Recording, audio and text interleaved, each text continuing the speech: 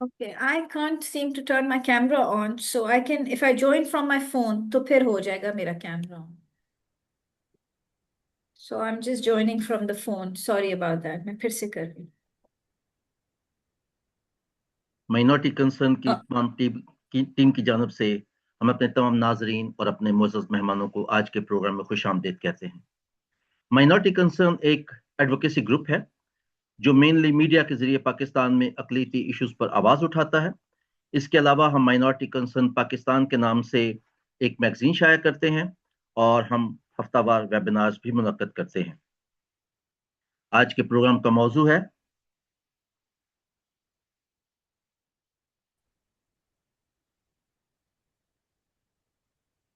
Ji, now I have access. आज का programme international women's day के हवाले से है और हमारी आज की गुफ्तगू का मौजू है पाकिस्तान में सनफी मसावात को कैसे फ़रोग़ दिया जा सकता है। आज के मौजू पर बातचीत करने के लिए हमारे साथ एक अहम पैनल मौजूद है। आप सब अपने अपने फील्ड में वसी तजर्बा रखते हैं और मुख्तलिफ हवालों से आप जाने पहचाने नाम हैं।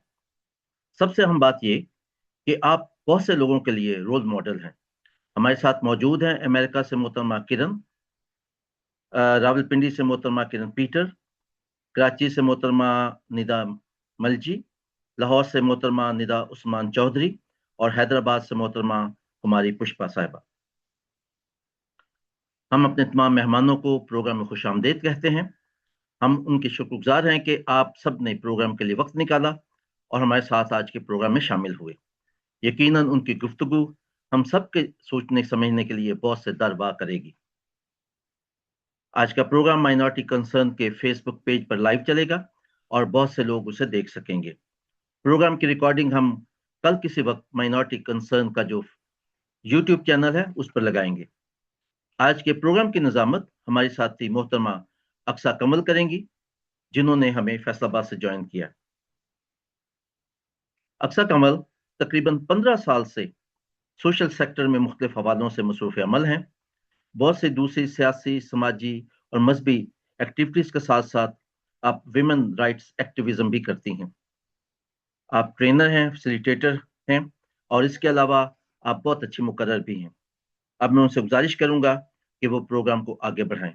Over to you Aqsa. बहुत शुक्रिया आफ्ताब साहब और मेरे तमाम जो सुनने वाले हैं, देखने वाले हैं, और खास करके आज हमारे जो मोअज़्ज़ज़ मेहमान हैं, हमारी जो ख़वातीन जिन्होंने हमें ना सिर्फ पाकिस्तान बल्कि इंटरनेशनल लेवल पर भी ज्वाइन किया है आज। और आज का पैनल जो है वो बहुत खूबसूरत है। जिस तरह से कहा जाता है कि वजूद ज़न से है तस्वीर कायनात में रंग। तो आज हमारा पैनल जो है वो क्योंकि खवातीन पर मुश्तमिल है, तो यकीनन आज बहुत खूबसूरत बातें होने वाली हैं। और क्योंकि ये मेरे दिल के करीब बहुत ये जो मौजू है कि इंटरनेशनल वीमेन डे से रिलेटेड है ये, और आज हम खवातीन की कामयाबियों को सराहेंगे। कुछ ऐसी गुफ्तगू होगी जिससे हमें जो है वो कोई सोच के नए दर वाह हो सके। तो थैंक यू सो मच कि आपने इतना खूबसूरत पैनल तश्कील देकर हमें आज इनवाइट किया है। तो जैसा कि हमारे माइनॉरिटी कंसर्न के सारे साथी जानते हैं कि ये स्पेसिफिकली हमने इंटरनेशनल वीमेन डे को डेडिकेट किया है दिन। तो सबसे पहले तो मेरी तरफ से तमाम पैनल को और तमाम देखने और सुनने वालों को इंटरनेशनल वीमेन डे बहुत ज्यादा मुबारक हो। वैसे तो ये 8 मार्च को मनाया जाता है, लेकिन हम लोग क्योंकि थोड़ा सा ज्यादा अब तेज चल रहे हैं दुनिया से, तो हम सब पर भी देख सकेंगे। तो हम लोग अभी फेसबुक पर भी लाइव हैं, और मेरे लाइव आने वाले साथियों को भी खुश आमदीद। और आज मैं चाहूंगी कि थोड़ा सा अपने साथियों को बताती चलूं कि हम किस तरह से फ्लो में चल रहे होंगे। हमारा एक क्वेश्चन होगा, वो सारे साथियों से होगा। उस पे आप अपने ख्यालात का इजहार करेंगे, और फिर मैं वन वन वन जो भी हमारे साथी हैं जिस भी फील्ड से रिलेटेड हैं उनसे उसके मुतालिक सवाल करूंगी। और लास्ट में आप लोग अपनी सजेशन, कोई भी मैसेज या कोई भी आप अपनी तरफ से ख्यालात का इजहार कर सकते हैं। तो मेरा जो पहला क्वेश्चन है वो मेरे तमाम साथियों से ये है, और वन बाय वन आप इसका जवाब देंगे कि पैनल कवामी जो यौम खवातीन है इसकी पाकिस्तान की खवातीन के लिए क्या अहमियत है, क्या इम्पोर्टेंस रखना चाहूंगी कि हम लोग अगर कुमारी पुष्पा जो है जिन्होंने हमें थर पारकर सिंध से ज्वाइन किया है, वो इसको अगर आगाज करें गुफ्तगू का, और फिर हम वन बाय वन अपने बाकी साथियों की तरफ बढ़ेंगे। जी, ओवर टू पुष्पा कुमारी। जी पुष्पा, आपको थैंक मेरी यू आवाज आ रही आपका। है? जी बिल्कुल आ रही है आवाज आपकी। जी, तो प्लीज आपको गुफ्तगू का आवाज आ आगाज रही है। कीजिएगा। जी, हमें आपकी आवाज बिल्कुल आ रही है। बैनुल अवी यौम खवातीन की पाकिस्तानी खवातीन के लिए क्या अहमियत है, इस पे गुफ्तगू का आगाज करते हैं देखिए यौम आपसे। खवातीन जो है वो एक बहुत बड़ा इवेंट है, और यौम खवातीन के हवाले से अगर हम बात करें, खास तौर पे पाकिस्तानी खवातीन की, जो इस मुल्क में रहने वाली वो खवातीन जो अपने हकूक के लिए लड़ रही हैं, जो स्ट्रगल कर रही हैं, जो कि ये समझती हैं कि यौम खवातीन के दिन वो अपने लोगों के साथ, वो अपने हकूक के साथ, वो फंडामेंटल राइट्स के साथ, वो बुनियादी हकूक के साथ वो अपने लिए लड़ रही हैं। क्योंकि यहाँ बात होती है इक्वालिटी की, यहाँ बात होती है बराबरी की, यहाँ बात होती है इक्विटी की। तो जब जहाँ बात होगी बराबरी की, तो हम सिर्फ एक ही नारा बनाते हैं और सोचते हैं और समझते हैं कि उस नारे पे हम अमल पैरा होते हैं। वो ये कि बराबरी सरासरी जो कि है वो हमें चाहिए एजुकेशन में, हमें चाहिए माशी तौर पे फाइनेंशियल इक्वालिटी होनी चाहिए, एजुकेशन में हमें बराबरी चाहिए। और जब हम बात करते हैं वर्क प्लेस पे, वो खवातीन जो कि बाहर निकल के अपने मुख्तलिफ शुबाहाई जिंदगी में रहती हैं, तो उनको भी यही जो है सिर्फ एक ही हक मांगती हैं, वो यही कि हमें सिर्फ और सिर्फ एक फर्द जितनी आज़ादी चाहिए रहने की, जीने की, और इसके अलावा एजुकेशन की। तो जब हम पाकिस्तान की खवातीन की बात करते हैं, तो वो सिर्फ एक ही उनका नारा होता है कि हमें सिर्फ बराबर के हुकूक दिए जाएं। तो जब हम बराबरी की बात करते हैं, तो सिर्फ ये बात नहीं करते हैं कि हम जब चाइल्ड राइट्स की बात करते हैं, जब एनिमल राइट्स की बात करते हैं, हम जब खवातीन की बात करते हैं, तो हम सिर्फ एक ही उस बात को हम ये समझते हैं कि सिर्फ और सिर्फ बराबरी की बुनियाद पे हमें जो है तरजीहन हमारे लिए लॉ बनाए जाएं, पॉलिसीज बनाई जाएं, और एक खातून के सिर्फ इतना ही हक चाहिए कि उसको कम से कम जीने की आज़ादी देनी चाहिए। बहुत शुक्रिया पुष्पा। और अभी मैं चाहूंगी कि हमारे साथ रावलपिंडी से मिस किरण पीटर मौजूद है। वो थोड़ा सा इस पे अगर अपना इनपुट दें कि इस दिन की हमारे लिए क्या अहमियत है। Thank you very much, Miss Aksa. Yes, I do believe that International Women's Day holds social, political, and cultural value for women in Pakistan. So, if we talk about Global Gender Gap Index report, it states that Pakistan stands at 148th number, and this is the last number. And I think this is very alarming that we are standing at the last number. And this report has narrated this number on four thematic areas, that is health and survival, and then educational attainment, economic participation and opportunity, political participation. So in health and survival, we have closed that gap relatively, like 96.2% we are standing at. It means that gap is reduced. It doesn't mean that Pakistan has excellent health and survival system, but it means that the hospitals cater men and women equally. Secondly, if we talk about educational attainment, we have closed the gap to 95.1%. It means that women are 5% behind only. And if we talk about economic participation, so 61% scores we have gotten, the women. So it means that we need to work hard in this area to close gap. Political participation, so we are having 23%, like women are standing at 23% over there, and we have to close the gap of 77%. So I think these reports are excellent, which are published by international organizations as well as by Pakistani organizations as well. So we need to consider these reports and we need to work hard to close that gap. in political participation, we are far behind. Like 23% mean that 77% gap is there, and we need to reduce that gap. Secondly, I would like to say that uh, we need to work hard, like the NGOs need to work hard in the economic development area and political participation area. We cannot see minority women in the parliament. If we talk about even at local political level, the Christian, Hindus, and other religions, women are not there. So we need to work hard in that area. Similarly, if we talk about economic development, then women stay indoors in rural areas and also in urban areas. Most of the women, we are having 49% of women in Pakistan, but only I can say that it's not even half of the women who are working in offices and who are earning and changing their lives. So we need to work hard so that we can work for women. And because of their because they are not economically strengthened, they are facing a number of problems, like they are in prostitution. Many women, not only the minority women, but the women belonging to majority religion as well in Pakistan, they are facing sexual violence, harassment, domestic violence as well. So I believe that economic development is very much important. Yes, Pakistani government and NGOs have worked hard for the development of women in the area of education and similarly in the area of health. But I think that these two areas are very important if we want to see women leadership in Pakistan. Thank you. बहुत शुक्रिया miss Kiran Peter.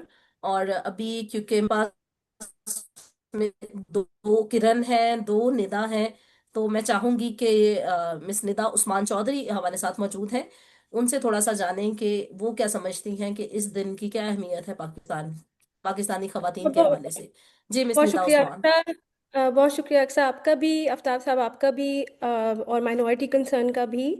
मेरा ख्याल है कि बैनुल-अक़वामी सतह पर ये दिन जो मनाया जाता है, इसकी बहुत अहमियत पाकिस्तान के लिए जो सबसे बड़ी है वो ये है कि एक बैनुल-अक़वामी सतह पर आपको एक यार्डस्टिक और इंडेक्स मिल जाता है जिस पे आपको ये बताया जाता है कि किसी भी मुल्क ने अब तक जेंडर इक्वालिटी जो है वो अचीव नहीं की है। यानी कि ये सिर्फ एक पाकिस्तान का और हमारी आवाम का मसला नहीं है। It is something, it's an issue that deserves global attention because all countries are falling behind as far as this equality is concerned.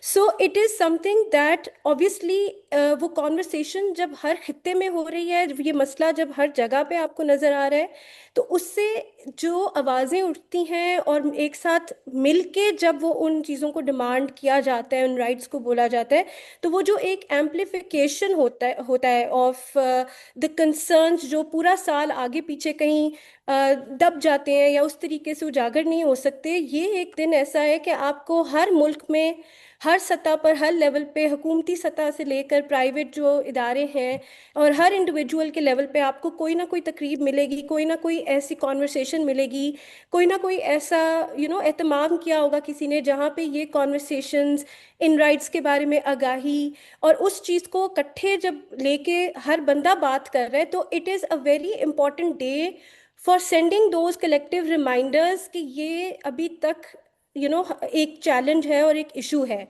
And हर खित्ते की अपनी ऑब्वियसली एक बैकग्राउंड है, उसकी अपनी कल्चरल सेंसिटिविटीज़ हैं, अपने चैलेंजेस हैं, अपने इश्यूज हैं, लेकिन इसका ये मतलब नहीं है कि वो डिज़र्व नहीं करते कि उनको आप इस मोमेंट के ऊपर जो है वो रेज करें। I feel that even if some of the issues may be globally affecting women, but each and every individual issue at a very provincial level or at a very local level also deserves to be highlighted on occasions like these and on moments like these. तो ये मेरे लिए बड़ी खुशाइन बात है कि पाकिस्तान में इससे एक चेंज जो हमें नज़र आ रहा है वो ये कि कुछ अर्सा पहले तक हुकूमती सतह पर इस लेवल के ऊपर हम नहीं देखते थे कि इस इवेंट के हवाले से और इन इश्यूज़ के हवाले से बहुत ज़्यादा कोई एक एक सोच विचार हो, लेकिन अब जिस तरह के एदाद शुमार उन्होंने भी इकट्ठे करने शुरू कर दिए हैं, जिस तरह की रिपोर्ट्स वो दे रहे हैं, even in terms of Punjab gender parity reports की सूरत में, या जो आपके पास पंजाब सेफ सिटी अथॉरिटी से डेटा आ रहा है, all of that is leading towards change on ground.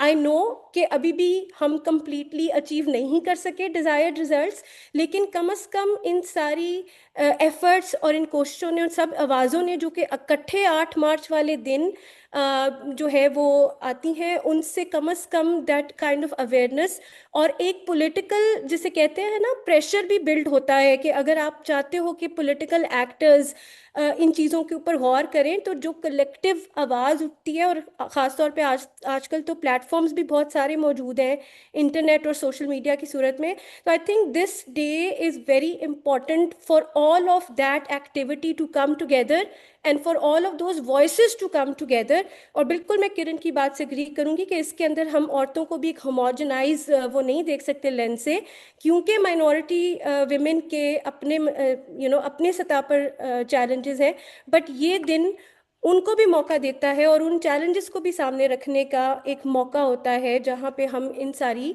आवाज़ों के साथ साथ उनकी भी आवाज़ें और उनके भी इश्यूज जो हैं वो सामने रख सकते हैं। Thank you so much. Thank you so much ma'am. अभी हम लोग हैदराबाद, कराची और लाहौर से होते हुए हम लोग जो है बड़े मतलब हैदराबाद भी हो आए हम, लाहौर भी और रावलपिंडी भी, अब हम कराची की तरफ बढ़ रहे हैं, जहाँ से हमें ज्वाइन किया है मिस निदा मुलजी ने। और उनसे हम सुनेंगे कि ये जो खवातीन हम इनसे पहले बात करके गई हैं, इस इन्हीं की तरह वो क्या ख्यालात रखती हैं इंटरनेशनल विमेन डे के हवाले से, कि हमारी पाकिस्तानी खवातीन के लिए ये दिन क्या अहमियत रखता है। तो over to miss Nida Mulji. Miss Nida, आपको मेरी आवाज आ रही है? मुझे आपकी आवाज आ रही है। बहुत शुक्रिया जी। Aqsa and minority concerns and Aftab साहब का बहुत शुक्रिया मुझे दावत देने का। ये जो दिन है वुमेन्स डे, बहुत अहम है पाकिस्तान के लिए। और मैं अग्री करती हूँ किरण एंड निदा से जो जिन्होंने कहा कि ये अहमियत इसलिए रखता है क्योंकि हमें एहसास का मौका मिलता है। और किरण ने बताया कि 148th रैंक है पाकिस्तान का, लास्ट रैंक है जेंडर इनइक्वालिटी में, जो कि हमें अब सीरियसली लेने की जरूरत है। क्योंकि देखें, ये सिर्फ स्टेटिस्टिक्स नहीं होते। स्टेटिस्टिक्स जो है वो हमको बताते हैं कि हर खित्ते में क्या हो रहा है हमारे माशरे में। जब पहले फर्स्ट टाइम जब ये औरतों का दिन मनाया गया था 1911 में, उस वक्त एकदम से एहसास हुआ औरतों को जर्मनी में, ऑस्ट्रिया में, स्विट्जरलैंड में, कि उनके जो मसले मसाइल हैं वो सिर्फ उनके अपने मसले मसाइल नहीं है, पूरी दुनिया के मसले मसाइल हैं। तो उससे होता ये है कि जिसको कहते हैं स्ट्रेंथ इन नंबर्स, जब एक दूसरे के साथ काम करना शुरू करते हैं तो फिर वो उस वक्त एहसास होता है कि जब लार्ज स्केल पे काम होगा तो फिर हम कुछ तब्दीली ला सकेंगे दुनिया में। तो हमें भी एक दूसरे के साथ हाथ जोड़ने का मौका मिलता है इस डे को जब हम सेलिब्रेट करते हैं। स्कूलों में पता चलता है कि विमेंस डे हो रहा है, लोगों के घरों में बात होती है, ये सारी गुफ्तगू बहुत जरूरी होती है स्टेटिस्टिक्स चेंज करने के लिए। जैसे आपने बताया, पाकिस्तान में खवातीन जो हैं वो 49% हैं, मगर उसमें से तकरीबन 18 से 21% ऐसी हैं जो एम्प्लॉयबल एज में है, यानी वो उस उम्र में है कि वो घर से बाहर निकल के काम कर सकती है, मगर वो नहीं करती।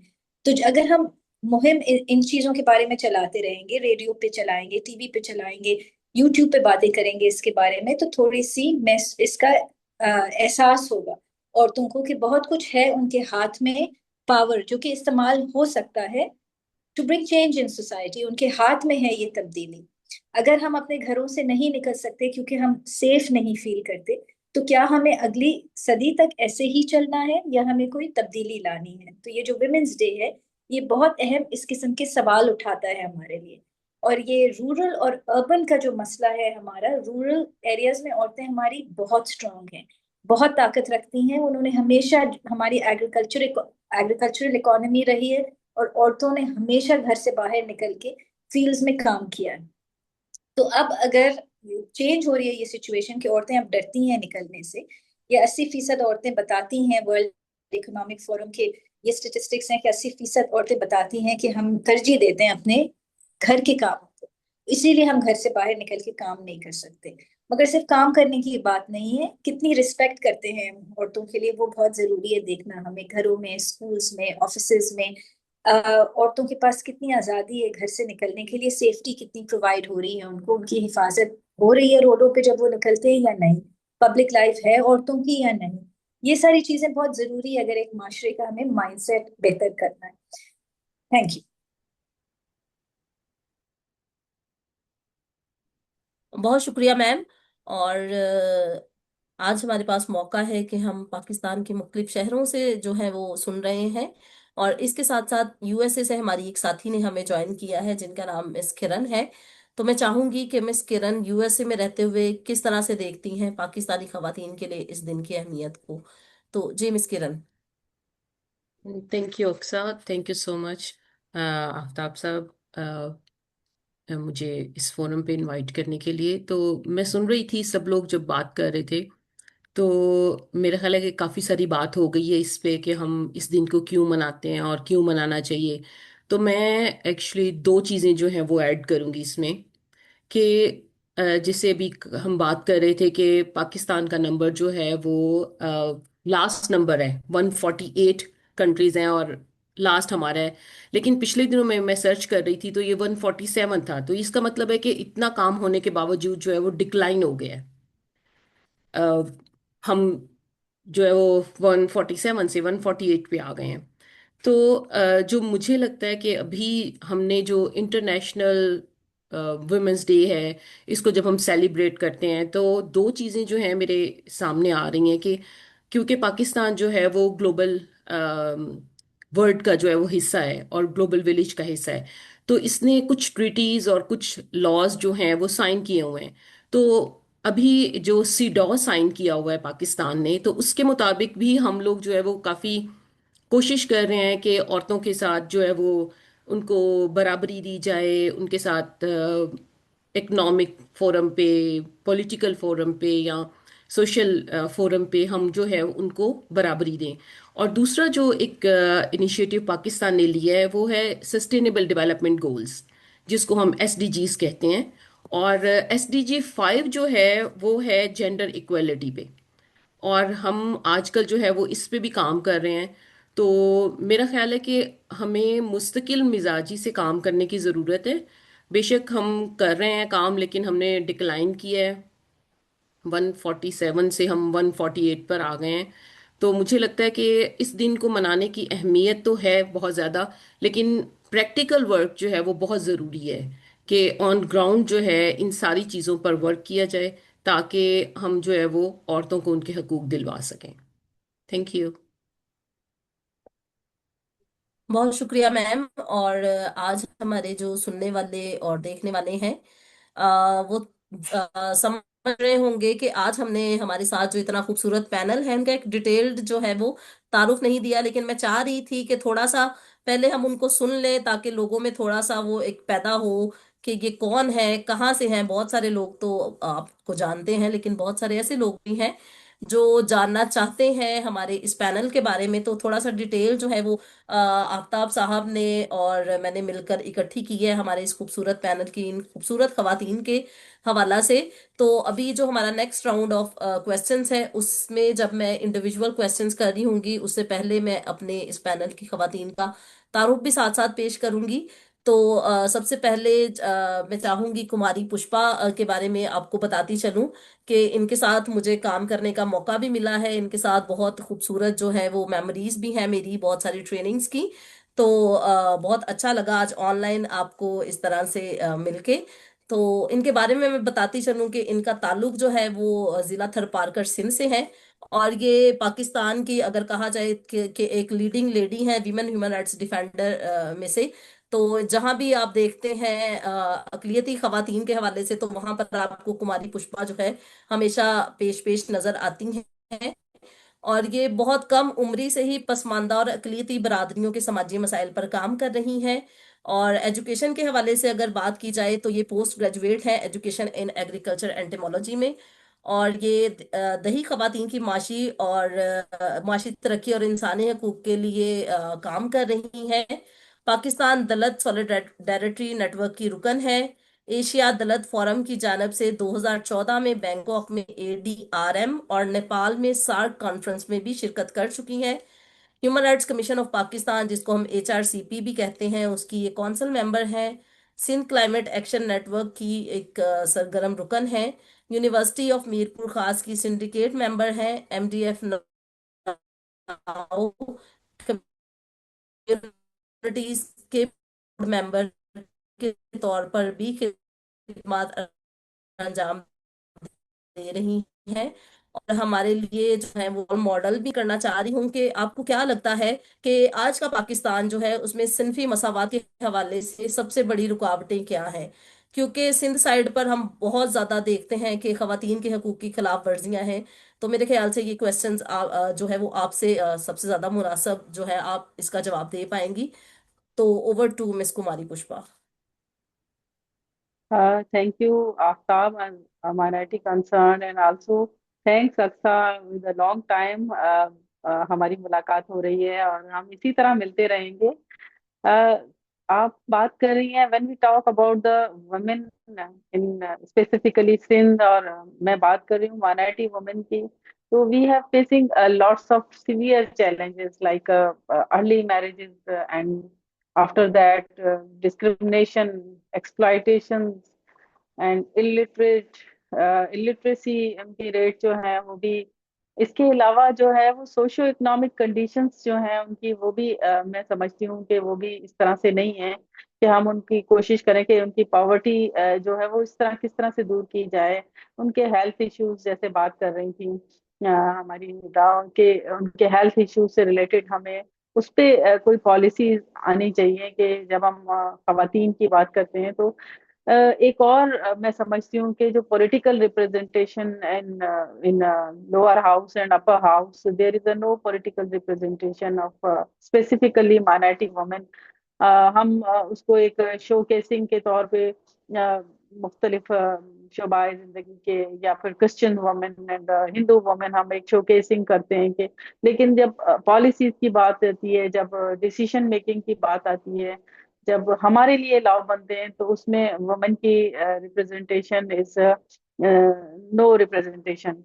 तो मेरे ख्याल में हम जब बात करेंगे स्पेसिफिकली माइनॉरिटी वुमेन की, तो minority women facing different challenges, उसमें कल्चरल बैरियर्स बहुत इंपॉर्टेंट हैं कि जब हम सिंध की औरत की बात करते हैं, जब हम एक माइनॉरिटी वुमेन की बात करते हैं, तो कल्चरल बैरियर्स जो है वो बहुत मैटर करते हैं, और सोशो इकोनॉमिक जो उनकी कंडीशंस हैं वो भी मैटर करती हैं कि वो क्यों नहीं निकल कर, वो क्यों नहीं अपने हक के लिए बात करती। आप एक और बहुत बड़ा चैलेंज है हमारे पास, ये है कि हमारे कन्वर्जन बहुत ज्यादा आप माइनॉरिटी वुमेन में, और जो हमारी अकलेती बच्चियां हैं उनमें कन्वर्जन्स बहुत ज्यादा उनके रेट हैं वो इंक्रीजिंग डे बाय डे। तो ये भी एक अलार्मिंग सिचुएशन है, हमें इस पर भी सोचना पड़ेगा, इस पर भी बात करनी चाहिए कि why we are most of the girls are under, or minor girls are convert to other faith, why most of the boys are not converted। तो ये भी एक मेरे ख्याल में बहुत बड़ा चैलेंज है।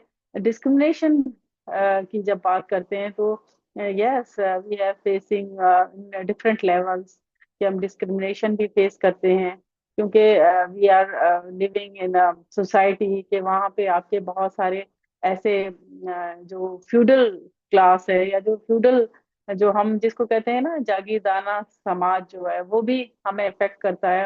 एज ए माइनॉरिटी वुमेन मैं समझती हूँ कि we are facing different challenges and severe challenges then majority women, क्योंकि एक तो हम औरत हैं, दूसरा हम माइनॉरिटी से बिलोंग करते हैं, तीसरा ये कि हमारे लिटरेसी रेट इतना नहीं है। हम हक के लिए जब बात करते हैं तो यस डिस्पाइट इन कॉन्स्टिट्यूशनल गारंटीज दी हैं हमें, लेकिन हम जब बात करेंगे पॉलिसीज की, तो वहां पे हम अपने आप को बहुत पीछे खड़ा पाते हैं।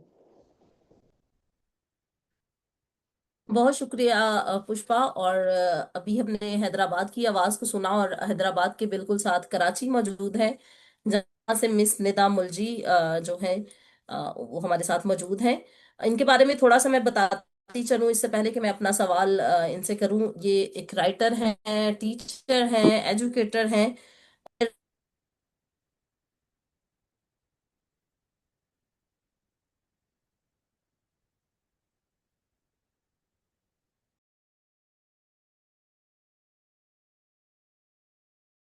अक्सा आप अक्सा म्यूट हो आप रही म्यूट हैं। हाँ, अब आप हैं। अपना आवाज नहीं आ माइक रही थी। अनम्यूट ओह, आई एम कीजिए। So sorry. जी, मेरे साथ मिस निदा मुलजी मौजूद हैं। हैदराबाद के बाद हम कराची पहुंच गए हैं, और यहाँ से हमारे साथ जो है एक बहुत खूबसूरत राइटर है, टीचर है और एजुकेटर हैं, जिन्होंने हमें ज्वाइन किया है। अगर मेरी इतनी प्यारी टीचर होती तो मैं कभी छुट्टी ना करती। तो बहुत शुक्रिया मैम आपका।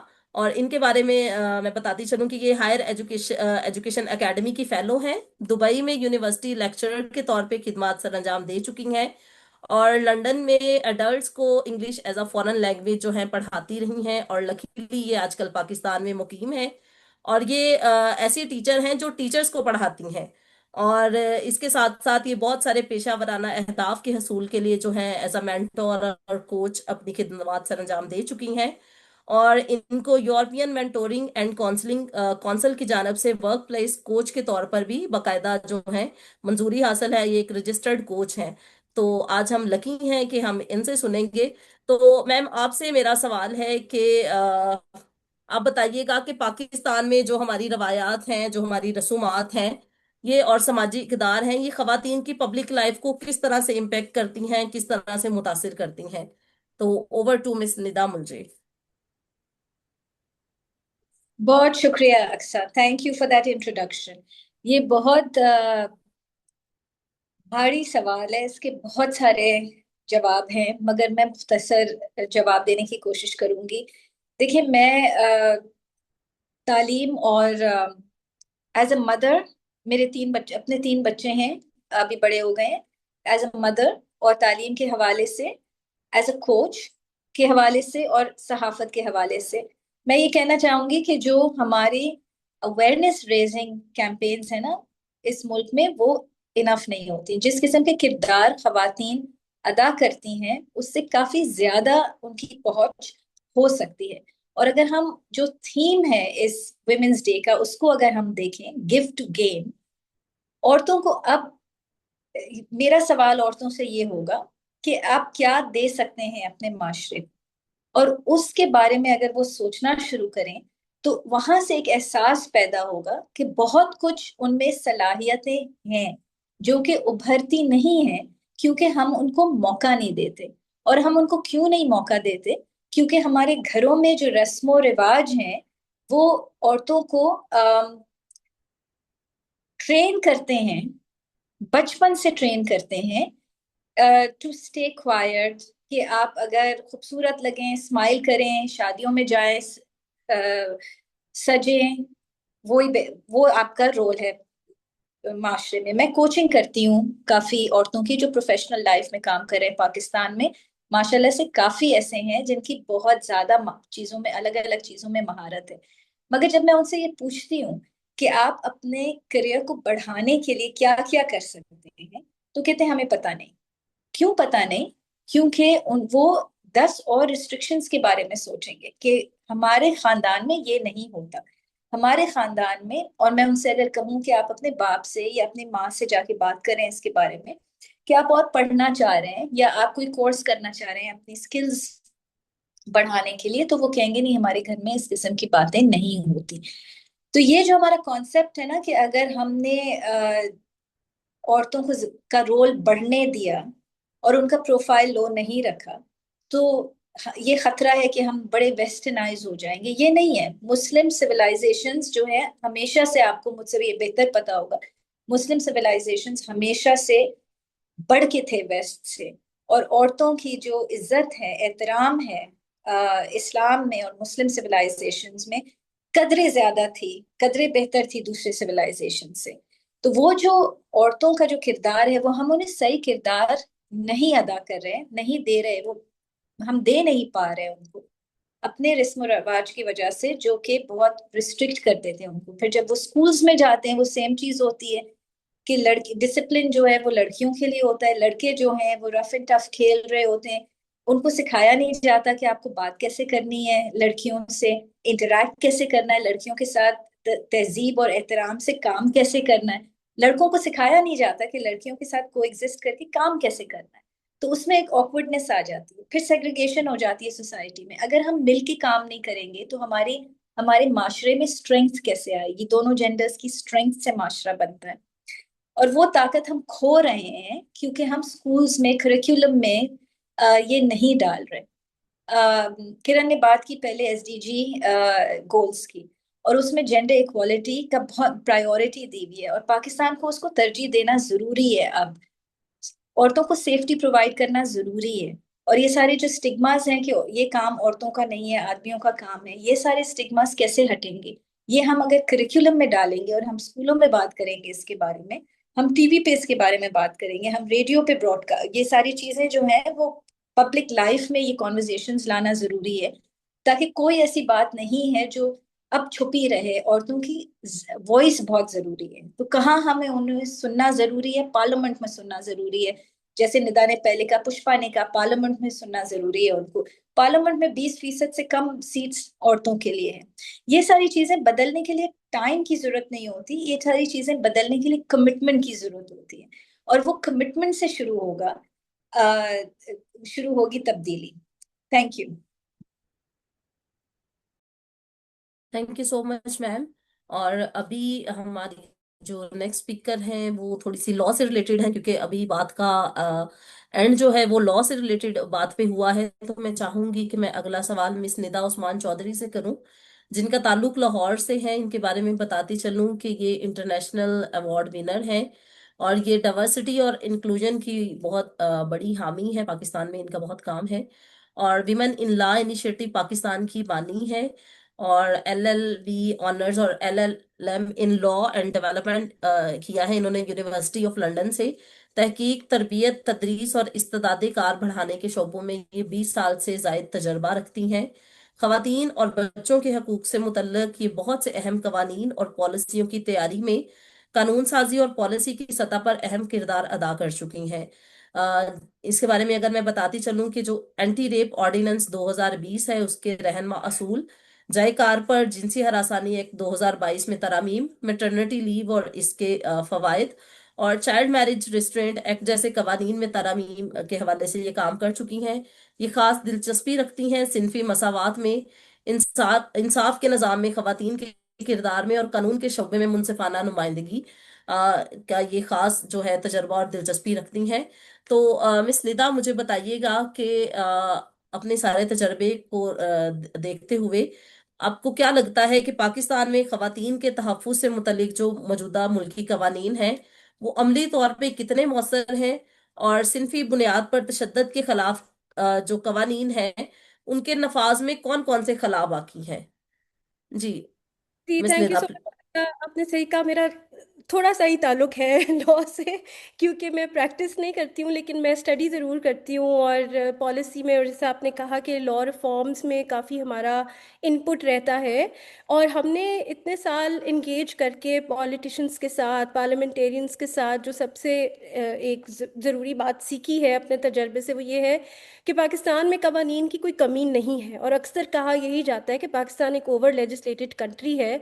तो फिर अच्छे से अच्छा कानून आप बना लें, आप जितनी मर्जी तरमीम कर लें, कुछ भी कर लें, लेकिन ऑन ग्राउंड उसका इम्पैक्ट औरतों को फील क्यों नहीं होता, इसकी क्या वजह है? ये एक सवाल हमेशा हमारे सामने आके खड़ा हो जाता है। और जिस तरह आपने भी अभी यही सवाल मेरे सामने रखा है कि इतने कवानीन होने के बावजूद मसला क्या है। देखें, कवानीन एक तो हमारे जिस तरीके से पास किए जाते हैं उसमें बहुत बड़ा इशू है कि बहुत सारा रबर स्टैम्प हो रहा है। कानून जो है रातों रात बन के आ जाते हैं, और असेंबली में प्रॉपर डिबेट हुए बगैर उनको आगे पुश कर दिया जाता है। जिसकी वजह से मैं ये नहीं कह रही सब कवानीन के साथ ऐसे होते हैं, लेकिन कई कवानीन के साथ ऐसे होते हैं कि without actual proper public consultation, without actually thinking कि इसको इम्प्लीमेंट, इसको नाफिज करने में जो बजट एलोकेट होना है, जो इसके रूल्स बनने हैं फॉर एग्जांपल, उनको किस तरह से आपने लेके चलना है।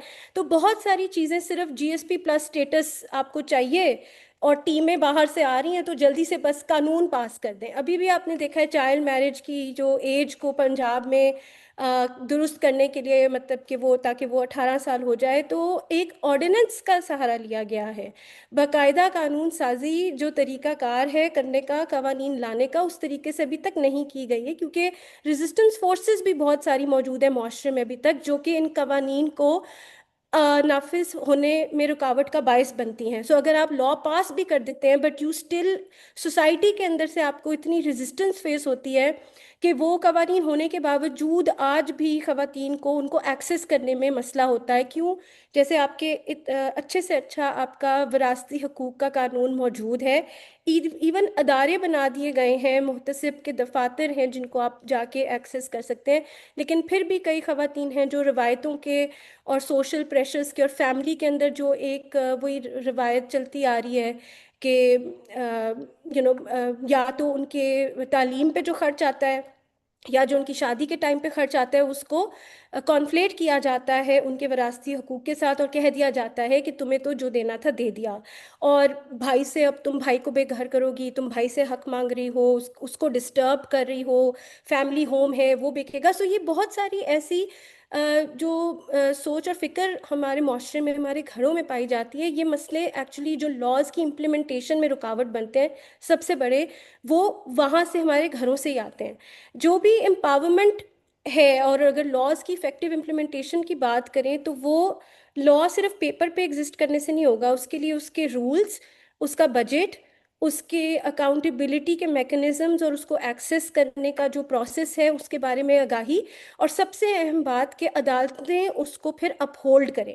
यहाँ पे हम देख रहे हैं कि इवन अदालतों के रवैये ऐसे हैं कि वो इस्टेब्लिश प्रिंसिपल्स को ही जो है वापस काउंसिल ऑफ इस्लामिक आइडियोलॉजी में भेज रहे हैं कि आप इसके ऊपर अपनी राय दें, हालांकि वो कानूनी तौर पे कई केसेस के अंदर, जैसे खुला लेने का हक औरत का जो है उसके ऊपर कई फैसले आ चुके हैं। लेकिन अगर हमारे जजेस ही इस तरह के फैसले करेंगे कि वो इन रिवायतों को सामने रखना चाहेंगे and they will not want to follow the president, तो फिर जो इन राइट्स को अपहोल्ड करना है, इनको इन्फोर्स करना है, उन इदारों की अंदर जो माइंडसेट प्रिवेल कर रहा है उसको आप कैसे डील करेंगे सिर्फ एक कानून लाने से।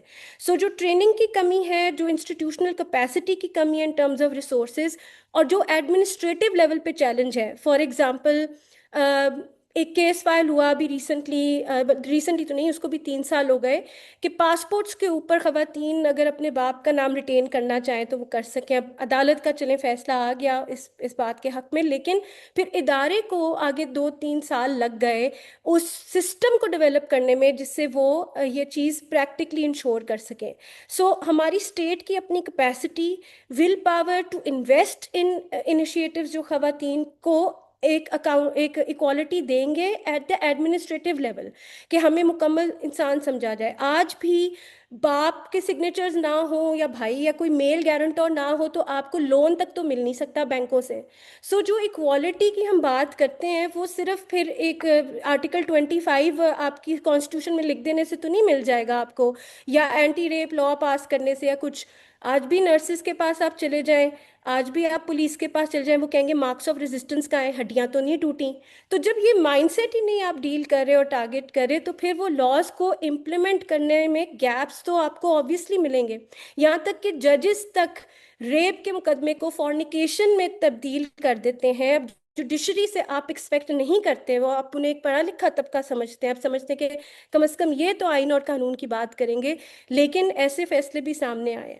और एक जो सबसे बड़ी रुकावट है वो औरतों की अपनी पर्सनल कैपेसिटी का भी इशू है, जो कि बात पुष्पा कुमारी साहिबा ने भी की, कि जो अगर डिस्क्रिमिनेशन घर में या मुआशरे में एग्जिस्ट करती है जिससे औरतों को यकसा तालीम का जो राइट है वो नहीं मिलता, वो अपॉर्चुनिटीज़ नहीं मिलती, उनको इक्वल मोबिलिटी का राइट नहीं मिलता और सेफ्टी नहीं मिलती जिससे वो आ जा सकें safely to access their opportunities, और जो खुद मुख्तारी, जो ऑटोनमी है of taking their own decisions अपनी ज़िंदगी की, वो भी जो कंट्रोल है जो हमारे ऑफ कोर्स एक पिदरशाही निज़ाम में मर्दों के हाथ में है, उसकी वजह से बहुत सारी मुश्किलों का सामना है। वन ऑफ देम बीइंग कि हमारे प्रोफेशन में, लॉ के अंदर यंग अगर लड़की आती है जॉब के लिए तो उसको कंसर्न जो लॉ फर्म को होता है वही होता है कि कल को इसकी शादी हो गई तो पता नहीं वो घर कैसा होगा और वो इसको इजाजत देंगे कि नहीं देंगे कि ये काम कर सके। सो फियर उन्हें उस फैमिली का है,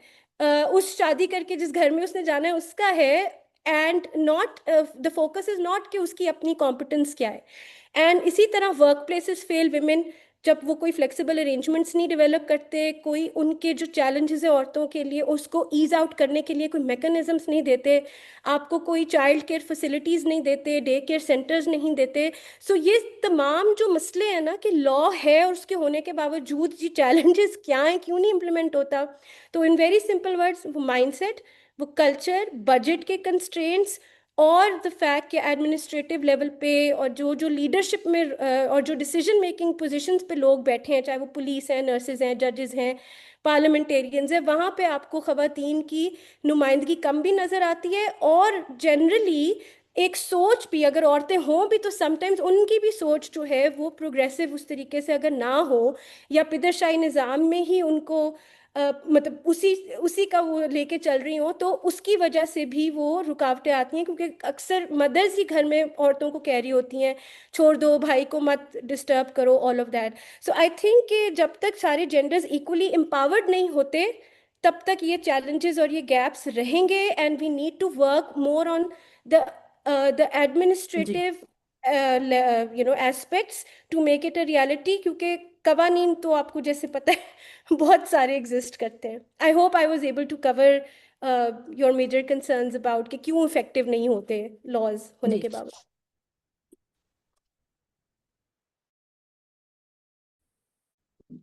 जी, thank you so much ma'am. और अभी हम बढ़ते हैं, पाकिस्तान से बाहर चलते हैं, अमेरिका की तरफ हम जाते हैं। और जहां से मिस किरण आज हमारे साथ मौजूद हैं, इनके बारे में मैं अपने साथियों को बताती चलूं कि ये लीडरशिप इंसानी हकूक और सिनफी मसावात की एक पुरजोश हामी है। इस वक्त किरण अमेरिका में मौजूद हैं और यूनिवर्सिटी ऑफ सैन डिएगो से लीडरशिप स्टडीज में पीएचडी कर रही हैं। और ये तालीम और कम्युनिटी डेवलपमेंट में तकरीबन 2 दहाइयों से जायद तजर्बा रखती हैं। पूरे पाकिस्तान में बहुत सारे अदारों और बहुत सारी कम्युनिटीज को जो है तरबियत फराहम कर चुकी हैं। और आज हम खुशकिस्मत हैं कि उन्होंने वक्त निकाला कि हमसे बातचीत कर सकें। तो मिस किरण, क्योंकि आप इंटरनेशनल लेवल पर काम करती हैं और कर भी चुकी हैं, तो आप क्या समझती हैं कि खवातीन के हकूक के हवाले से पाकिस्तान खित्ते में मौजूद दीगर ममालिक से कौन से सबक सीख सकता है, कि वहां पर कौन से ऐसे अच्छे इकदामात खवातीन के हवाले से हुए हैं जो पाकिस्तान भी अगर अपने मुल्क में करे तो खवातीन की हालत में बेहतरी आ सकती है। जी miss Kiran. Thank you Aqsa. मैं इस क्वेश्चन को और तरह से पेश करूंगी। जो आपने क्वेश्चन पूछा है कि इंटरनेशनली जो हम दूसरे मुल्कों से सीख सकते हैं, तो मैं सबसे पहले एड्रेस करना चाहती हूँ कि हर मुल्क जो है ना उसका अपना कल्चर है, अपनी चीज़ें हैं। तो हम जब दूसरे मुल्कों से चीज़ें सीखते हैं तो हम सबसे पहले ये देखते हैं कि क्या वो हमारे कल्चर के साथ अलाइन कर रही हैं या नहीं कर रही हैं। तो जैसे अभी निदा भी बात कर रही थी, पुष्पा ने बात की है, फिर जो है जो ये जो निदा है दूसरी, उन्होंने बात की है कि बहुत सारी चीज़ें ऐसी हैं जो हम अपने घर से पहले सीखते हैं, अपने कल्चर से सीखते हैं। तो मैं ये समझती हूँ कि अ, एक अच्छा सवाल है आपका कि हम जो है वो इंटरनेशनली या दूसरे मुल्कों से या दूसरी वर्ड से हम क्या सीख सकते हैं। तो मैं सबसे पहले ये कहना चाहती हूँ कि जो कुछ हमारे पास है पहले हमने उसको उस पे अमल करना है। लाइक हमारे पास लॉज हैं, हमारे पास चीजें हैं कि हम उनको इम्प्लीमेंट कैसे करें। अगर हम उनको इम्प्लीमेंट कर सकते हैं तो फिर मुझे लगता है कि ये ज्यादा बेहतर होगा कि हम जो है वो ये सोच सकते हैं कि हम इंटरनेशनल वर्ल्ड से और क्या चीजें ले सकते हैं। तो जैसे मुझे लगता है कि सबसे पहले हमें एजुकेशन पे या लिटरेसी रेट जो है वो बढ़ाना चाहिए। तो पाकिस्तान में जो एडल्ट लिटरेसी रेट है वो तकरीबन 46% है। लेकिन अगर हम जो हमारे साउथ एशियन की एवरेज देखते हैं तो वो 71% है। कि अगर हम सबसे पहले ये देखें कि हमारा लिटरेसी रेट जो है वो ठीक हो जाए। इसके अलावा हमारे पास और काफ़ी सारे ऐसे हैं, जिस तरह बांग्लादेश है उसमें 76% है, हमारे पास नेपाल है उसमें 59% है। इसी तरह श्रीलंका में 92% है।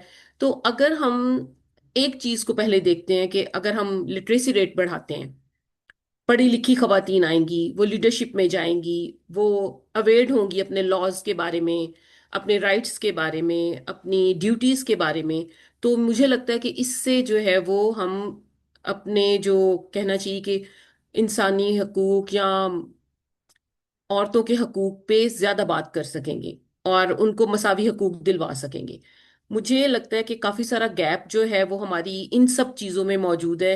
लाइक अगर हम सबसे पहले कोशिश करें इम्प्रूव करने की कि हमारे पास लॉज हैं वर्क प्लेस हैरासमेंट पे, अगर हम उनको इम्प्लीमेंट करें और हमारी खवातीन बाहर निकल सकें और काम कर सकें, तो हम इकोनॉमिक जो एम्पावरमेंट है उस पे वर्क कर सकते हैं। अगर हम जो है वो बच्चों को या लड़कियों को स्कूल भेजें और उनकी मोबिलिटी जो है उसको कंट्रोल ना करें, लाइक उनको सेफ एनवायरनमेंट दें, जो कि मैंने देखा है कि काफ़ी दफ़ा ये जो आजकल काफ़ी पाकिस्तान में काम हो रहा है कि अच्छा खवातीन भी जो है वो स्कूटी चलाती हैं या बाहर निकल सकती हैं।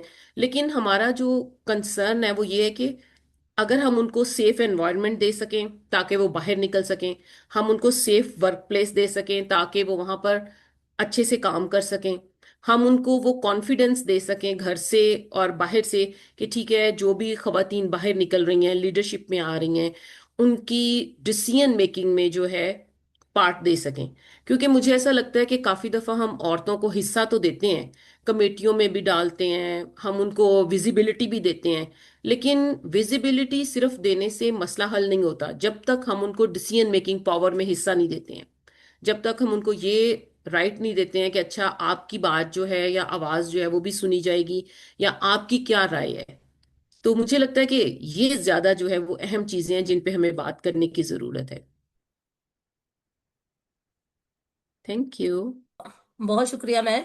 और अभी हमारे साथ मिस किरण पीटर मौजूद हैं। इनके साथ भी मैं एक फेलोशिप में साथ दे चुकी हूँ। हम लोगों ने अवार्ड शेयर किया था, जो कि मेरे पीछे शायद मौजूद है, नजर आ रहा होगा मेरे साथियों को। तो किरण, बहुत अच्छा लगा, आपसे मुलाकात हुई थी इस्लामाबाद में भी, और आज ऑनलाइन आपको मैं देख रही हूँ, और मैं चाहूंगी कि आपके खूबसूरत जो अल्फाज है वो भी हमारे देखने और सुनने वालों तक पहुंचे।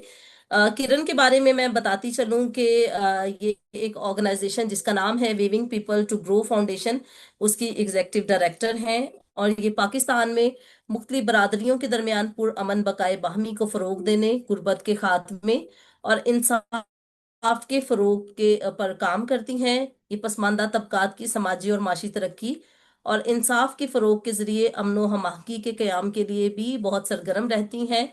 इन्होंने एमफिल किया हुआ है अमन और तनाज़ात के मुताले में, ये मैस कम्युनिकेशन कर चुकी हैं, और इसके अलावा बहुत सारी नेशनल और इंटरनेशनल फेलोशिप्स का हिस्सा रह चुकी हैं। और इसी जैसे इनका काम है, ना सिर्फ ये नेशनल लेवल ऑर्गेनाइजेशन बल्कि इंटरनेशनल ऑर्गेनाइजेशन के साथ भी काम कर चुकी हैं, जिनमें सर्च फॉर कॉमन ग्राउंड भी एक ऑर्गेनाइजेशन है। और माइकल शिपलर की 2 गाइड बुक्स हैं, इनको इन्होंने पाकिस्तानी कॉन्टेक्स्ट में ढाला और हमारे लिए जो है उसको एक पढ़ने और समझने के काबिल बनाया, जिनमें एक का नाम है जी radio talk show for peace building और youth radio talk show for peace building.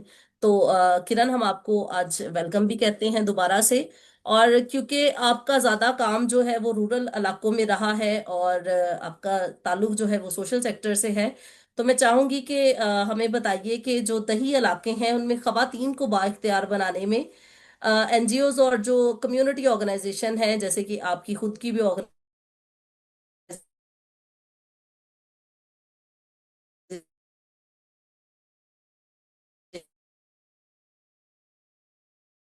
है, उनका क्या किरदार।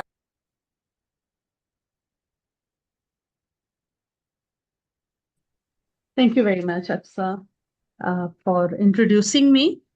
जी बिल्कुल, नॉन गवर्नमेंटल ऑर्गेनाइजेशन का बहुत अहम किरदार है रूरल विमेन की डेवलपमेंट में, और रूरल विमेन के साथ साथ अर्बन विमेन की डेवलपमेंट में भी बहुत अहम किरदार है नॉन गवर्नमेंटल ऑर्गेनाइजेशंस का।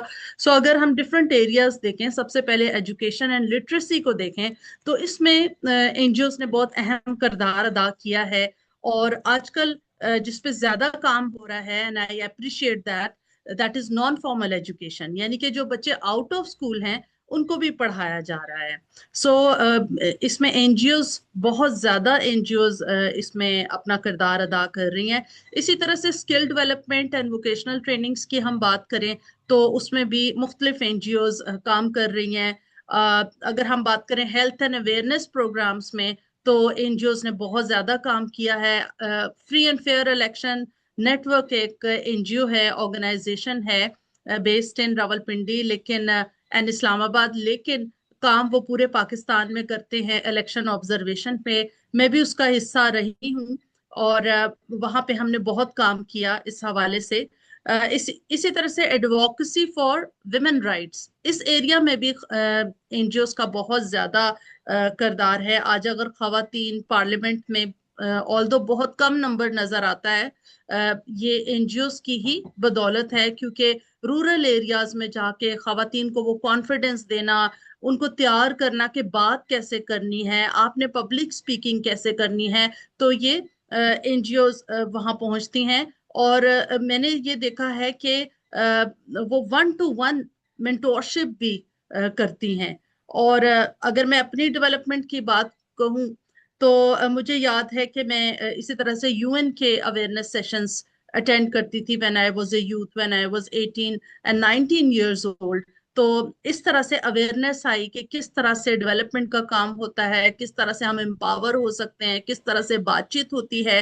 तो यानी कि आपका क्योंकि क्वेश्चन है कि नॉन गवर्नमेंटल ऑर्गेनाइजेशंस ने क्या रोल प्ले किया है, फिर हम कम्युनिटी मोबिलाइजेशन की अगर बात करें तो एनजीओज आर इन इट। इसी तरह से सोशल एम्पावरमेंट ट्रेनिंग्स होती हैं, एनजीओज ट्रेनिंग्स में बहुत अहम किरदार अदा करती हैं रूरल वेमेन का। जैसे एग्रीकल्चरल ट्रेनिंग्स हो रही हैं, डिफरेंट सीड्स के ऊपर उनको ट्रेनिंग दी जाती है। इसी तरह से इसमें डिफरेंट एरियाज हैं, जैसे कि बॉन्डेड लेबर के हवाले से उनको अवेयरनेस दी जाती है। और आजकल बहुत ज्यादा काम हो रहा है कि उनको छुड़ाया जाए, यानी कि जो बॉन्डेड लेबर कर रही हैं या ब्रिकलिन वर्कर्स हैं, एनजीओज उनको वहां से छुड़ा रही हैं, यानी कि पेमेंट करके जो उनका लोन है वो दे के एनजीओ छुड़ा रही हैं। सो यहाँ पे अगर मैं मजीद और एनजीओज की बात करूँ तो weaving people to grow foundation के बारे में भी मैं आपको बताना चाहूंगी कि हाँ, क्योंकि ये एक नई ऑर्गेनाइजेशन है, लाइक 2021 में डिजाइन हुई और 2022 से काम स्टार्ट किया। और हमने नॉन फॉर्मल एजुकेशन में बहुत काम किया है और मोर देन 200 बच्चों को हमने एजुकेट किया और फिर उसके बाद उनको मेन स्ट्रीम स्कूलों में एनरोल किया। इसी तरह से अगर हम बात करें वोकेशनल ट्रेनिंग्स की तो कम अरसा में हमने मोर देन 490 विमेन को वोकेशनल स्किल्स दी, यूथ को भी वोकेशनल स्किल्स प्रोवाइड की हैं। सोशल कोहिजन इंटरफेथ हार्मनी बहुत ज्यादा इंपॉर्टेंट है पाकिस्तान के लिए। आप जानते हैं कि जब किसी घर में तफरका होता है, फसाद होता है, तो वो घर तबाह हो जाता है। सो इसी तरह से इंटरफेथ हार्मनी पाकिस्तान के लिए बहुत इंपॉर्टेंट है, क्योंकि पाकिस्तान में सिर्फ एक फिरके या मजहब के लोग नहीं रहते, बल्कि मुख्तलिफ मजाहिब और फिरके और इवन आइडियोलॉजीज के लोग रहते हैं। आज भी हमारा एक अवेयरनेस सेशन था इंटरफेथ पे और यूथ के साथ था, तो उसमें हमने यही बात की कि देखें, इट्स ओके अगर कोई किसी का रिलीजन डिफरेंट है तो इट्स फाइन, आप उनको पीछे ना धकेलें या आप उनसे हेट ना करें, बल्कि आप उनको मौका दें कि वो मजीद और अपने रिलीजन को अच्छी तरह से प्रैक्टिस कर सके। हाँ, अगर वो लॉज तोड़ते हैं, वायलेंस करते हैं, तो then you have to stand up and यानी कि तब आप कोई एक्शन लें। Otherwise you need to give space to people with different ideologies, different religions, different denominations and sects as well. So ये इसी तरह से अगर हम फैसलाबाद की बात करें तो अवार्ड ऑर्गेनाइजेशन ने बहुत ज्यादा काम किया है बिजनेसेस में। मैं उनके साथ क्लोजली कनेक्टेड हूँ और 5,000 से ज्यादा, यानी कि 32 ईयर्स से वो पाकिस्तान में काम कर रहे हैं और 5,000 से ज्यादा खवातीन रूरल वुमेन के बिजनेसेस उन्होंने सेट करवाए हैं। इसी तरह से डिजास्टर में उन्होंने बहुत काम किया। उन्होंने शेयर किया कि 36,000 इंडिविजुअल्स को उन्होंने हेल्प आउट किया और हम देखते हैं एनजीओस की वेबसाइट्स आप देखें तो उन्होंने नंबर्स भी दिए होते हैं, जैसे इनका जो डायरेक्ट बेनिफिशरीज का नंबर है दैट इज 26,158। फिर एक स्टडी में गो थ्रू मैंने की इस लेक्चर के लिए ही। ये स्टडी थी ऑन चित्राल, कि चित्राल में किन ऑर्गेनाइजेशंस ने डेवलपमेंट की। आप जानते हैं कि चित्राल जो है वो काफी अंडर डेवलप्ड एरिया है, और वहां पे जैसे आगा खान रूरल सपोर्ट प्रोग्राम ने बहुत काम किया है। इसी तरह से Chitral community development network CCDN है, उन्होंने जफाकश औरत प्रोजेक्ट, उन्होंने बहुत ज्यादा काम किया है। और इसीलिए आज हम चित्राल में भी देख रहे हैं कि खवातीन वहां से भी आ रही हैं, एजुकेशन लेवल भी उनका बढ़ रहा है, और सेल्फ कॉन्फिडेंस बढ़ता जा रहा है खवातीन में। इसके अलावा आई बिलीव के एनजीओज ने बहुत अहम किरदार अदा किया है माइंडसेट्स की ट्रांसफॉर्मेशन में, क्योंकि आई बिलीव के माइंडसेट्स ही हमें पीछे लेके जाते हैं या हमारे फॉल का बायस बनते हैं, और माइंडसेट ही हमारा होता है जो हमें सक्सेस देता है। यहाँ पे मर्दों के जहनों को चेंज किया है कि आप अपनी खवातीन को इजाजत दें कि वो घर से बाहर निकलें और काम करें, अपनी बेटियों को आप पढ़ाएं ताकि वो डोमेस्टिक वायलेंस का शिकार ना हो।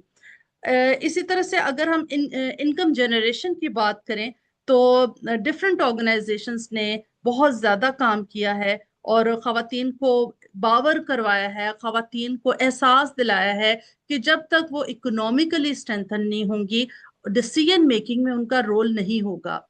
और फिर ये भी देखा जाता है कि अगर खवातीन इवन इकोनॉमिकली स्ट्रेंथन भी हो जाएं, एजुकेटेड हो जाएं, वो जॉब कर रही हो या उनका बिजनेस हो, बट वो अपना कार्ड, क्रेडिट कार्ड, या you can say their ATM card और सारी जो उनकी दौलत होती है they give it to main.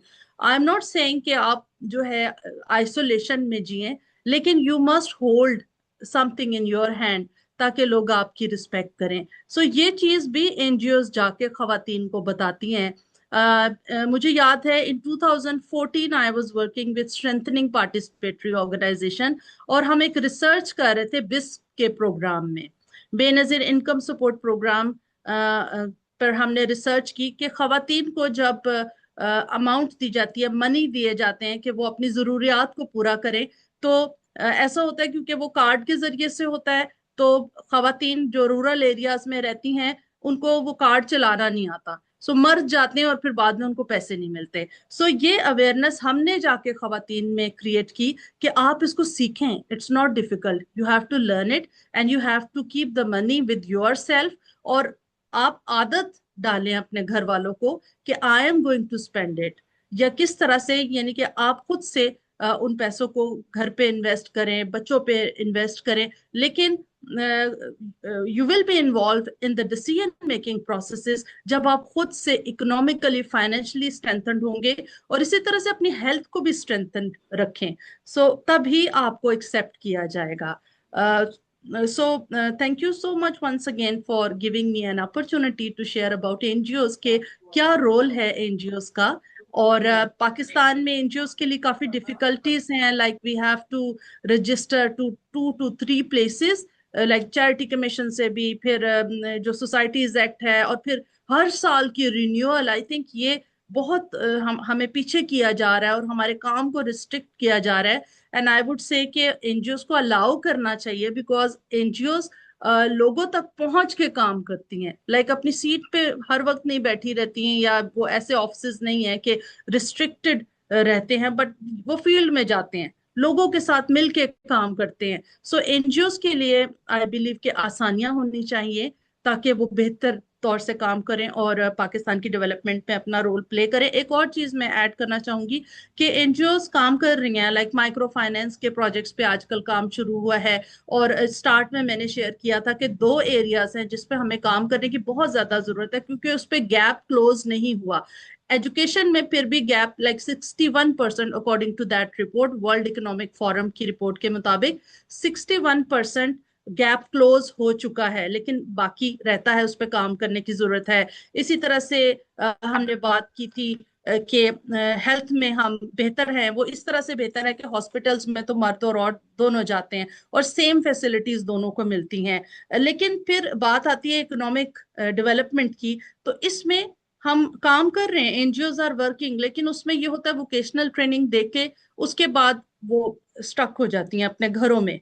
यानी कि ठीक है, कितने कपड़े सिएंगी या कितने जो ब्यूटिशियंस तैयार हो रही हैं या डिजिटल स्किल्स भी वो कितना कर सकेंगे। सो आई बिलीव कि हमें एक्सपोर्ट लेवल तक, इंटरनेशनल लेवल तक के प्रोजेक्ट्स डिजाइन करने चाहिए कि किस तरह से जब आप टेक्सटाइल में लोगों को ट्रेन करते हैं, फॉर एग्जांपल सुइंग है या डिजाइनिंग है, तो उसको आप ये भी बताएं कि आप किस तरह से अपने बिजनेस को स्केल अप कर सकते हैं, किस तरह से अपनी चीजों को एक्सपोर्ट कर सकते हैं ताकि मुल्क में बिजनेसेस इंक्रीज हों। और आई बिलीव कि एनजीओज काम इस पे करें, लेकिन हुकूमत भी इसमें अहम रोल प्ले करे एनजीओज के साथ मिलके, ताकि पाकिस्तान की इकोनॉमिक डेवलपमेंट हो। सेकेंडली, आई थिंक एनजीओज को बहुत ज्यादा काम करने की जरूरत है विमेन की पॉलिटिकल एम्पावरमेंट और अवेयरनेस में। खवातीन डरती हैं बिकॉज ऑफ द सिस्टम्स, जो स्ट्रक्चर्स मौजूद हैं जो अलाउ नहीं करते खवातीन को कि वो जाकर पार्लियामेंट में या वो जाकर पॉलिटिकल पार्टीज को ज्वाइन करें बिकॉज ऑफ सर्टन रीजन, जिसमें सेक्सुअल हरासमेंट भी एक है, जी। जिसकी वजह से फैमिलीज अलाउ नहीं करते हैं। So I think we need to work on it very much, क्योंकि हम दुनिया में सबसे पीछे हैं इस पे 23%, और ये सबसे लार्जेस्ट गैप है ग्लोबली भी। So we need to work hard in it, क्योंकि अगर खवातीन पार्लियामेंट में बैठी होंगी, लॉज बनेंगे उनकी, I I agree with Nida Usman के इम्प्लीमेंटेशन नहीं होती। इसी तरह किरण ने भी ये बात की, इम्प्लीमेंटेशन नहीं होती। सो इम्प्लीमेंटेशन इज वेरी इंपॉर्टेंट। जब हम अवेयरनेस रेजिंग करें तो हम इम्प्लीमेंटेशन पे एक प्रेशर क्रिएट करें, एक नॉन वायलेंट कैंपेनिंग कर सकते हैं कि जी लॉज की इम्प्लीमेंटेशन करवाएं। किरण, बहुत शुक्रिया आपका। और क्योंकि अभी हम अपने प्रोग्राम के तीसरे हिस्से की तरफ बढ़ रहे हैं और हमें कंक्लूड भी करना है, तो मैं चाहूंगी कि आखिरी हिस्से में हमारे साथी जो आज हमारे साथ मौजूद हैं, वो इंटरनेशनल वीमेन डे के हवाले से कोई भी सजेशन, कोई भी बात, कोई भी इजहार ख्याल जो 1 से 2 मिनट में अगर करना चाहें, तो जिस तरह से हमने क्वेश्चंस का आगाज किया था, हम पुष्पा से शुरू करेंगे कि आखिर में आप हमारे सुनने और देखने वालों को क्या मैसेज देना चाहेंगी। जी मिस कुमारी पुष्पा। अ, अभी जो बात हो रही थी लॉस की, तो मैं तो यही मैसेज देना चाहूंगी कि हमारे पास बहुत ही बेहतरीन लॉज मौजूद हैं। उनकी इम्प्लीमेंटेशन पे बात हो रही थी कि लॉज में जैसे सिंध एसिड कंट्रोल लॉ मौजूद है, क्राइम अगेंस्ट प्रिवेंशन एक्ट मौजूद है, Sindh home based workers act 2018 का, एग्रीकल्चर वर्कर्स के लिए 2019 का। अब ये लॉज मौजूद है, लेकिन मैं यहाँ बात करूंगी खास तौर पे women laws for the minority women के। हिंदू मैरिज बिल जो हमारा एक्ट हो चुका है 2018 का, उसकी इम्प्लीमेंटेशन में बड़े चैलेंजेस हैं। तो वो अब तक हम जो है अपनी शादी को रजिस्टर्ड नहीं करा पाए हैं, हम अपनी शादियों को रजिस्टर्ड नहीं करा पाए हैं। तो मेरे ख्याल में इम्प्लीमेंटेशन पे बहुत ज्यादा फोकस होके सोचना पड़ेगा। इसके अलावा जो कॉलोनियल जो हमारे लॉज हैं, लाइक ब्रिटिश लॉ, जो बहुत कॉलोनियल लॉज हैं, वो हमारे लिए बिल्कुल आउटडेटेड हो चुके हैं। जैसे 1869 का और 1872 के क्रिश्चियन पर्सनल लॉज हैं, उनको हमें अब जदीद दौर से जोड़ना होगा। और हमें ये कोशिशें करनी होंगी कि हमारी जो माइनॉरिटीज की वुमेन हैं वो अपने जो खानदान की और जो हम उनकी मैरिज लाइफ है उसको हम किस तरह से सिक्योर कर सकते हैं, किस तरह से सेफ कर सकते हैं। आखिर में मैं यही एक मैसेज देना चाहूंगी कि किसको हिम्मत है हमारी उड़ान में खलल डाले, हम परों से नहीं हौसलों से उड़ा करते हैं। Thank you. बहुत खूबसूरत मैसेज। डेफिनेटली हम परों से नहीं हौसलों से उड़ते हैं। और अभी मैं चाहूंगी कि हम मिस निदा मुलजी, जो कराची से हमारे साथ मौजूद हैं, वो आखिर में अपने ख्यालात का इजहार करें। जी मिस निदा। जी अक्सर मेरी ये ख्वाहिश है कि स्कूल्स में बच्चों की तरबियत इस तरह से हो कि सवाल पूछने के लिए उनको इनकरेज किया जाए। अक्सर हमारे स्कूल्स में टीचर्स कहते हैं चुप करके सुनो, इतने ज्यादा सवाल पूछने की जरूरत नहीं है। इनफैक्ट बच्चे जब बहुत ज्यादा क्यूरियोसिटी दिखाते हैं, जो कि उनकी वो एक नेचुरल, एक कुदरती उनके अंदर एक रुझान होता है उनका क्यूरियोसिटी की तरफ, और हम सुनते हैं कि टीचर्स कह रहे हैं उनको कि इतने स्मार्ट बनने की जरूरत नहीं है। तो लड़कियों को जो है समझाने का एक तरीका है कि आप बहुत स्मार्ट हैं, और आप स्मार्ट बने, और आप सवाल पूछें, और आप लोगों से क्वेश्चन करें, लोग वो सारे सवाल उठाएं जो माशरा जिन सवालों की इजाजत नहीं देता। घरों में वही बातें होनी चाहिए जो जिसकी माशरे ने आज तक इजाजत नहीं दी। उधर ही से तब्दीली शुरू होगी। उसके बाद हमें सिस्टम्स क्रिएट करने हैं जहां आदमी और औरतें साथ मिलकर काम कर सकें, अपने ख्यालात का इजहार कर सकें, ख्याल जोड़ सकें।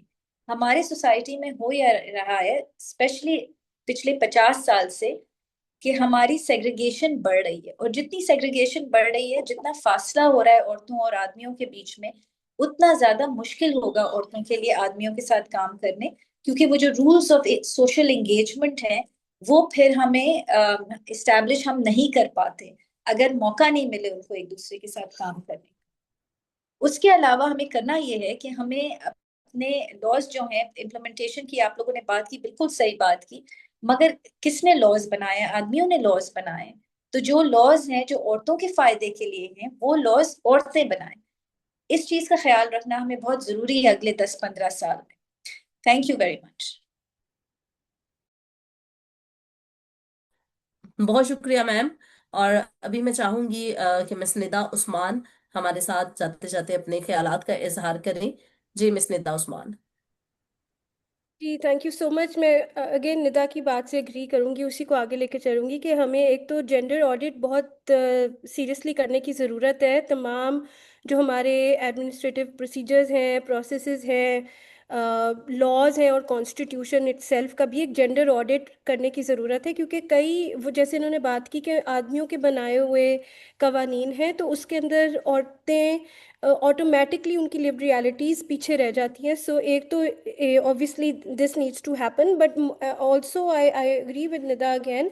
बट मैं सिर्फ ये इस एंगल से कहना चाहूँगी कि अब हमें, I think time is has arrive जब हमें मर्दों को भी इस कॉन्वर्सेशन के अंदर, और उनकी जहन साजी कह लें या उनकी तरबियत कह लें, जिस तरह से भी कह लें, but I think it's important कि जो कॉन्वर्सेशन के हमारे पार्टिसिपेंट्स हैं, उसकी रीच हम बढ़ाने की कोशिश करें। स्कूल्स के थ्रू भी हो सकती है बिल्कुल, लेकिन हमारे मीडिया में जो मैसेजिंग है, जो हमारी एडवर्टीजमेंट्स के अंदर मैसेजिंग है, I think that's another platform जिससे मास एजुकेशन हो सकती है। And I would really like to see those roles being addressed, जिसके अंदर कुछ प्रोग्रेसिव और नई सोच हम अपने ड्रामों के ज़रिए, अपने एडवर्टिजमेंट्स के ज़रिए लोगों तक पहुंचा सकें। कुछ कोशिशें कश फाउंडेशन और इस तरह के कुछ इदारे हैं जिन्होंने लाने की कोशिश की है through their art, but I think इस पूरे सिचुएशन में जो आर्ट का किरदार है, जो जो परफॉर्मिंग आर्ट्स हो या पेंटिंग्स है या आपकी किसी भी तरह का क्रिएटिव एक्सप्रेशन है, आई थिंक उसको हमें इस्तेमाल करते हुए या उसको फ़रोग देते हुए we should try and change those mindsets and behaviours in a broader context of the society, and try and get the men to join us as well to push for these reforms. Thank you so much. Thank you so much ma'am. और आप मर्दों के हवाले से बात कर रही थी, और मैं अभी साथ साथ क्योंकि माइनॉरिटी कंसर्न का पेज जहां पर हम लाइव हैं उसको भी वॉच कर रही थी, तो एक बहुत खूबसूरत मुझे बात लगी कि हमारे जितने वॉचर्स हैं और जितने कमेंट्स हैं वो सारे के सारे मेल कम्युनिटी की तरफ से आ रहे हैं, और वो अप्रिशिएट कर रहे हैं हमारी आज की इस बातचीत को। उन सबका भी बहुत शुक्रिया। और परफॉर्मिंग आर्ट्स के हवाले से आपने बात की, तो मैं क्योंकि देखती रहती हूँ मुख्तलिफ जो ड्रामाज वगैरह, तो पिछले कुछ अरसे में कुछ ऐसे ड्रामा हैं आए हैं, जैसे रेप विक्टिम्स के हवाले से है। आजकल भी एक एक और पाकीज़ा नाम का एक ड्रामा है जो चल रहा है, जो मतलब ऑनलाइन हरासमेंट के हवाले से है। कुछ और भी दीगर इस तरह के हैं, जैसे कश्यप फाउंडेशन का आपने जिक्र किया, उनके पहले भी कुछ एक चीजें मैं देख चुकी हूँ। तो आहिस्ता आहिस्ता जो है वो चीजें तब्दील हो रही हैं, और लोग जो है इसको भी नॉर्मलाइज कर रहे हैं कि इस पे भी बात होनी चाहिए। तो thank you so much ma'am. और अभी मैं चाहूंगी कि मिस किरण फ्रॉम यूएसए आज के इस दिन के इख्तिताम पर हमारे साथ अपने ख्यालात का इजहार करें। जी, over to miss Kiran. Thank you Aqsa. सब लोगों ने बड़ी अच्छी बातें की हैं कि खवातीन के साथ साथ मर्दों को भी शामिल करना चाहिए, लेकिन मैं यहाँ पर दो चीज़ें जो हैं वो ऐड करना चाहूँगी जो कि मैंने अपनी यहाँ पर यूएस में सीखी हैं अपनी पीएचडी की क्लासेस में। कि एक कॉन्सेप्ट है यहाँ पर जिसको हम कहते हैं कि लर्न और अनलर्न।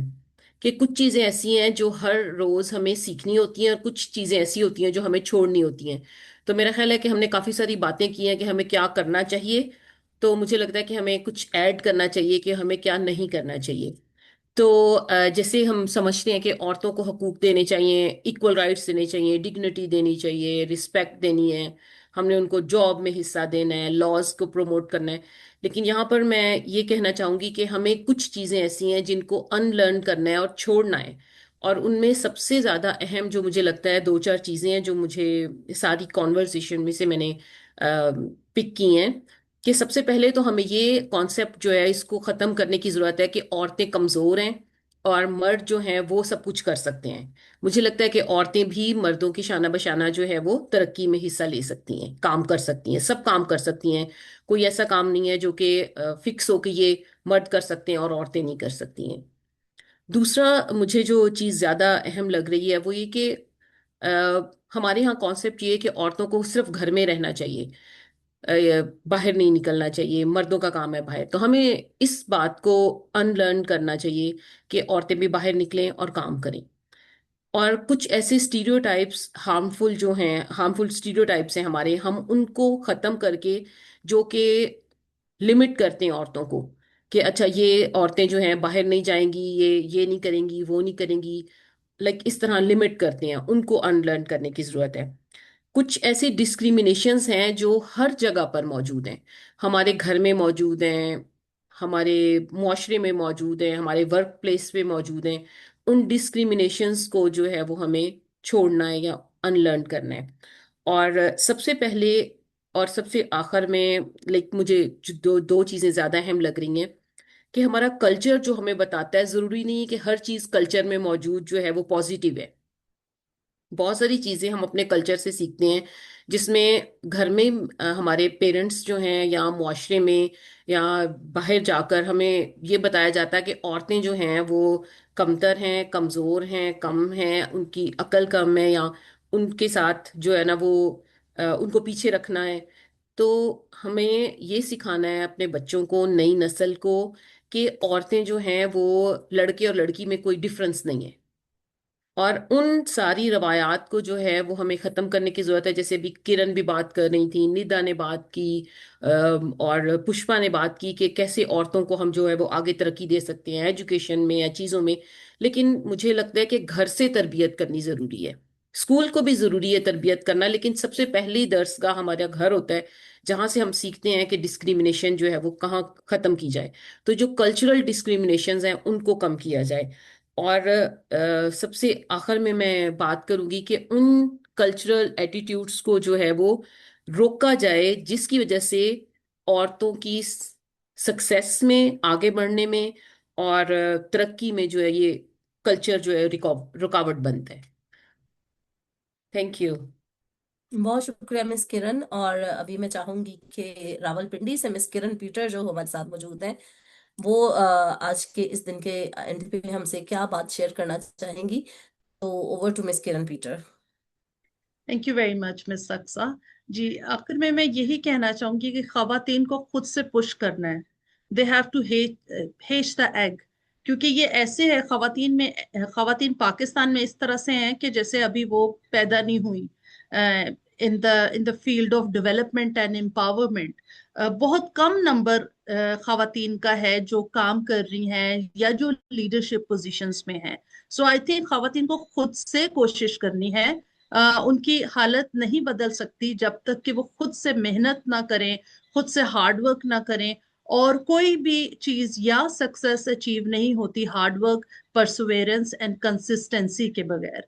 तो मैं तमाम खवातीन से, पाकिस्तानी खवातीन से यही कहना चाहूंगी कि हार्ड वर्क करें, माइंडसेट्स को ट्रांसफॉर्म करें अपने घर के अंदर रहते हुए, अगर आपको इजाजत नहीं है घर से बाहर निकलने की।